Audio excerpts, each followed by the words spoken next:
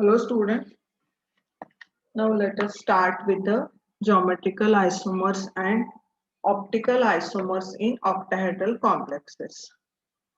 Now before we go for geometrical isomers for octahedral complexes, let us talk about what is optical activity, because we will be discussing geometrical isomerism and optical isomerism for octahedral complexes together. So we should be aware about what is optical activity. Now, if you pass plane polarized light, I'll be writing in short, that is PPL means plane polarized light through the nickel prism, and if there is no change in the direction of light, no change in direction of light, in direction of light, then the compound is optically inactive. And if the compound, it means it is optically inactive. Optically inactive if there is no change in the direction of plane polarized light. Now if the compound rotates plane polarized light to either left or right, then the compound is said to be active. Means if it is changing to left or to right, then it is said to be optically active. Okay. Now the complexes or ions are mirror image or non-superimposable.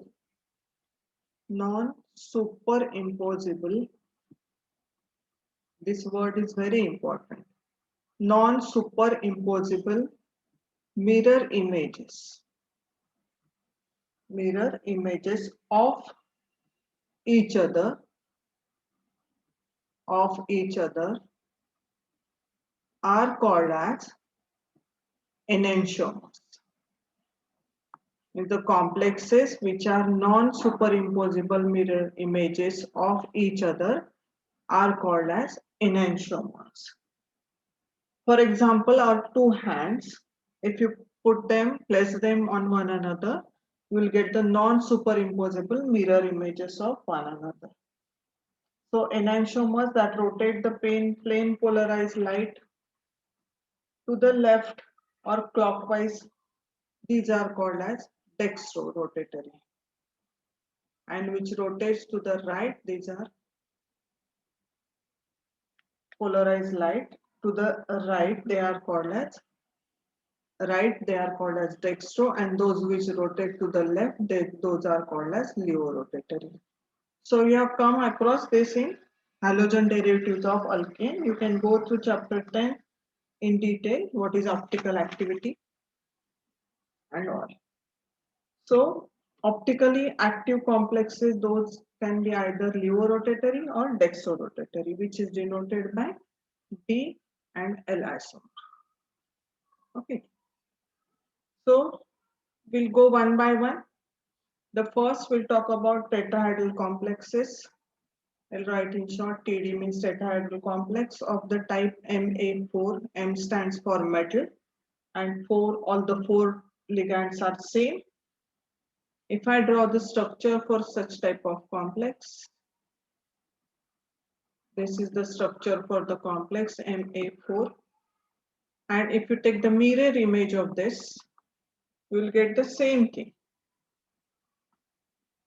isn't it? So such complexes, those are said to be optically inactive because they are not enantiomers. Their mirror images are superimposable. They don't show non-superimposable mirror images. Means if you pick up this complex and put it on this structure, two things will coincide one another exactly. So they do not show optical activity. Do not show optical activity, such complexes. Or do not show optical activity, or they are optically inactive. Okay. Now, if you take another type, you just remember here one word, that is, these should be non-superimposable mirror images. This is very important. Now, the second type of complex, if you take like this, M, A, B, C, D, all the four are different ligands. And the structure is tetrahedral. So you can draw the structure for this like this. One with the dotted line, it means it is backside of the screen. A, B, I'll write here A, this is B, then this is C, and this is D. Okay. Now if you take the mirror image of such complex, you'll get such an image. This D will shift here, C will remain as it is, and B will come here. So such type of complex, as you can see, these are not the superimposable mirror images. These are non-superimposable mirror images. So such type of complex shows optical activity. This complex is optically active. Okay, and these two isomers are possible. So the main thing is that the mirror images should be non-superimposable, or mirror images should not be superimposable, one and the same thing. So you just remember the word non-superimposable mirror images. That is very important. Non-superimposable mirror images. Okay. Now, the next, we will try to find out geometrical isomers and optical isomers in octahedral complexes.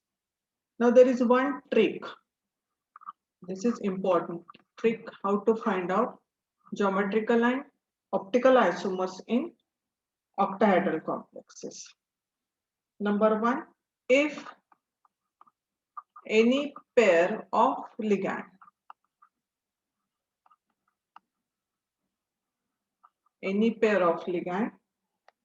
has same ligands like AA. This is the one thing. If any pair of the ligand, it has got AA type of ligand. I'll explain this later on by taking some different types of complexes. Just remember here, or just remember this AA, or any two pairs.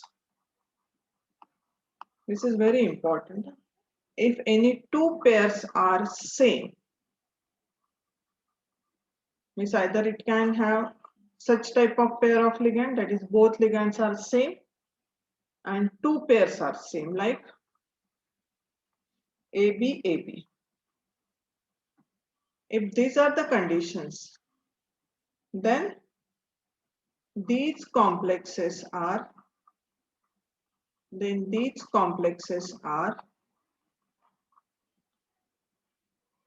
optically inactive.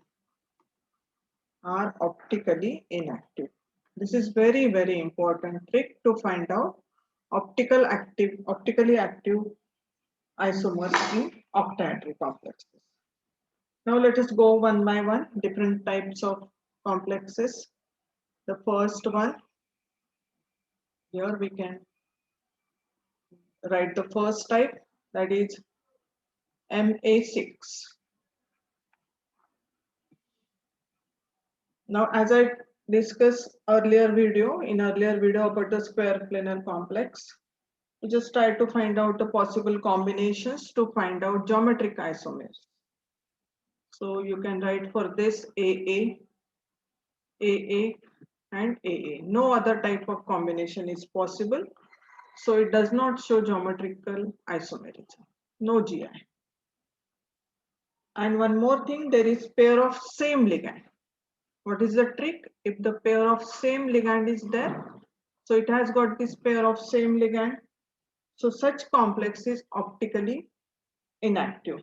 means no optical isomerism. So this will help you to solve the MCQs based on this. Next, MA5B type of complex. Now try to write the possible combinations for this AA, and AB. So there are 1, 2, 3, 4, 5 A type of complex and second ligand and other ligand is B. Okay. So there is no other combination is possible. So no GI, no geometrical isomerism. And two pairs are there which are same. Again, no optical isomerism or no optical activity. Means no optical isomers is shown. Third type, MA4B2. Okay. Now for this, try to write again the possible combinations AA, and BB. Okay. You just have to be very aware that there should be A4 and B2. This should not change, this combination. So 2 plus 2, 4 and B2. Isn't it? One more combination is possible, that is AA, AB and AB. Okay. So number of GI in this case equals to 2. And since there is AA and AA, it's possible in both the combinations. So the trick is that if it has got a pair of same ligand, there is no optical activity, means it is optically inactive. So both the combinations are having this AA type of pair, so no optical activity. Okay, so this will be an easy trick for you to find out the optical activity, whether the compound or the complex is optically active or not. Then the next, you should be able to remember, you should be able to solve this by, if the example is given, we'll be discussing the MCQs based on this also. So you'll be more clear with this again. Then the fourth type, MA3B2C. All these are the octahedral complexes. Huh? So try to write the possible combinations AA, AB and BC. Remember, this should remain same. This total should remain same. 1, 2, 3. There are 3B, 2B, 3A, 2B and 1C type of ligand. Okay. Now the next combination AA, then this you just multiply these brackets AC and BB, isn't it? Now second and third, and then you can multiply this bracket with this. So the third can be AB, then AC, okay, AB, AB, AB, AC, and again AB. Now, if you look at this, it has got the same pair of ligand. It has also got same pair of ligand. So these two are optically inactive. How many GI are possible here? 3. Because 3 combinations are possible. And if you look at this, it has got 2 pairs are same. So in the trick, I have told you that if it has got the same pair of ligand, and even if it has got 2 same pairs of ligand, this is AB and AB. So this is again inactive. So all the 3 pairs are optically inactive, means number of GI and geometrical isomers equals to 3, and all these are optically inactive, means no optical isomers are there in this type of complex. Now the next, MA3B3. Now follow the same way. Try to write the combinations AA, AB and BB. Okay. Next you can write AB, AB and AB. Is there anything one more possible? No, I don't think so. AA, AB, BB. We just try to multiply this for the second and the third bracket. So you'll get AB and BB combination. Then go for first and the third one. Again, you'll get the same thing, AB, AB. So it will remain the same. Okay. So here geometrical isomers equals to 2. Now again it has got the same pair of ligand and it has got two same pairs, rather three. But in the trick I told you that if it has got two same pairs of ligand, means two pairs are same rather, then it is again optically inactive. So no optically active complex, optically active compound or complex. Means all these are optically inactive. Then the next combination Ma3BCD. Again follow the same way, AA, AB and CD. Then the next AA, keep this same, multiply these two, AC, BD. Okay. Then AB, this two, AB, then AD and AC. This is the third possible. Then AA. What did I do? I just multiplied these two first. Then I got AB, CD. Just look here. This AB, CD. This AB and AD. Okay. So this AB, AD, AC. Then the fourth is AA, AD and BC.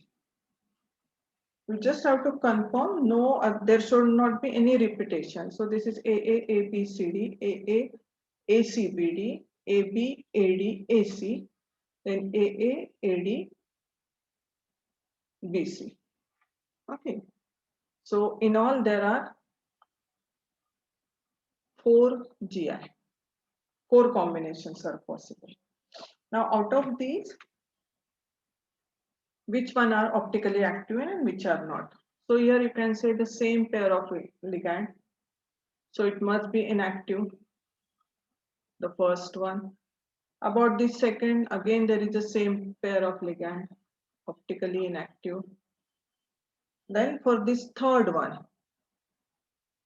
it has got all the pairs are different, AB, AD, AC. So this is optically active. And the fourth combination, it has got again same pair of ligand. So again it would be inactive. So it becomes easier for you to find out these things. So this active means there is one D and one L isomer, that is dextro and leo.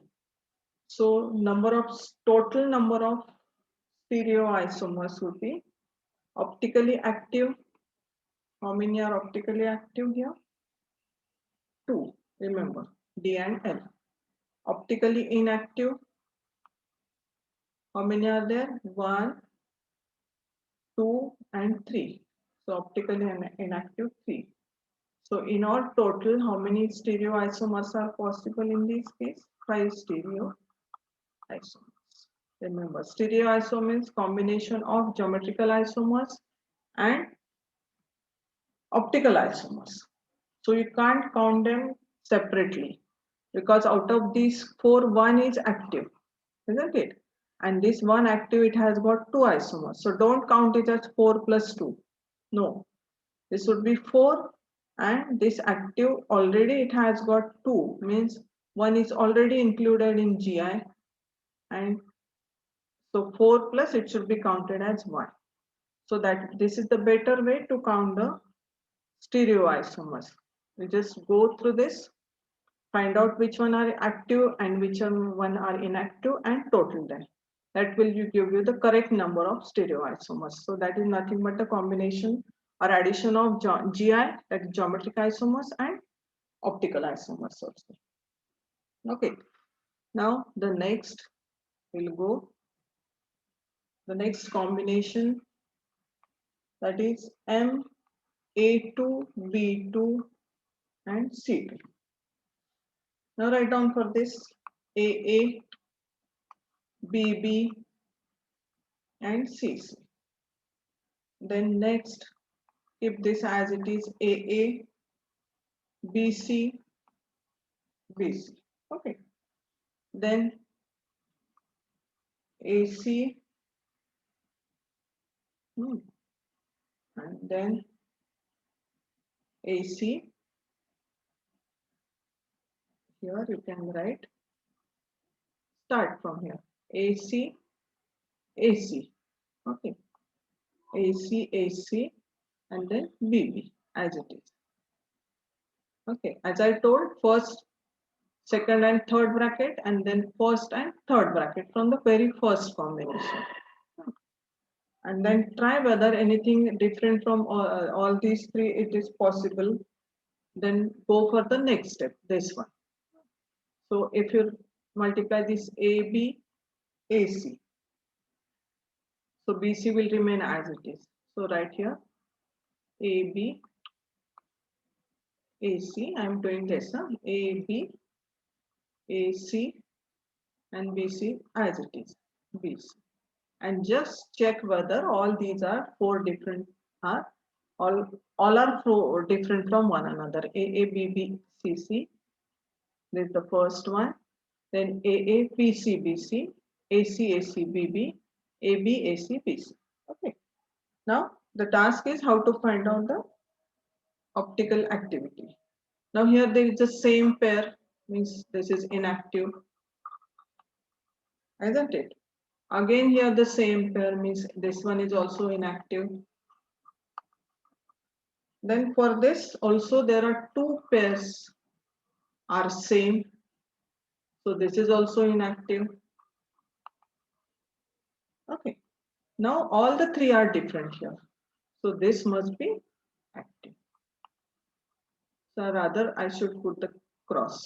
So that will be easier for you to understand. Now how many stereoisomers? Now how many number of geometrical isomers? Here there are four. Okay. Out of these four, optically active, so this will have two, that is D and L isomer. So optically active 2, and optically inactive will be 3. So the total there are 5 stereoisomers.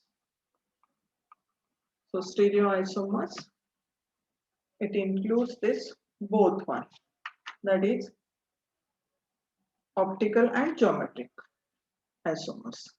So this will give you correct way of calculating the number of GI and optical isomers. Otherwise, you may go wrong, that is GI equals to 4 and optical activity 4 plus 2, 6. No, that is wrong.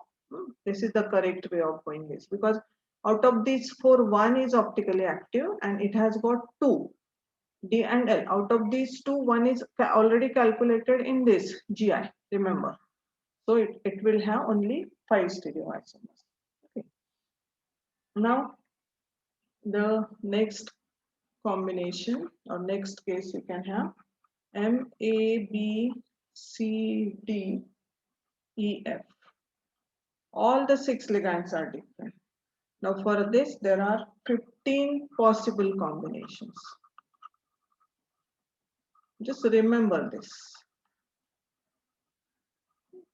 15 possible combinations means GI equals to 15, and each of these 15 isomers, it possesses 2 optical isomers, means all of them are optically active. So all are optically active.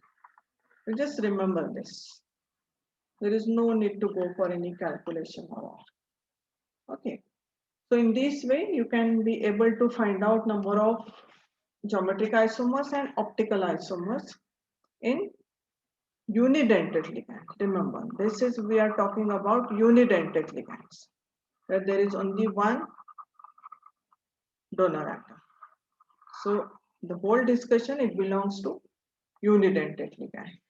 In the next video, we'll talk about geometrical and optical isomers of octahedral complexes containing bidentate ligands. Thank you.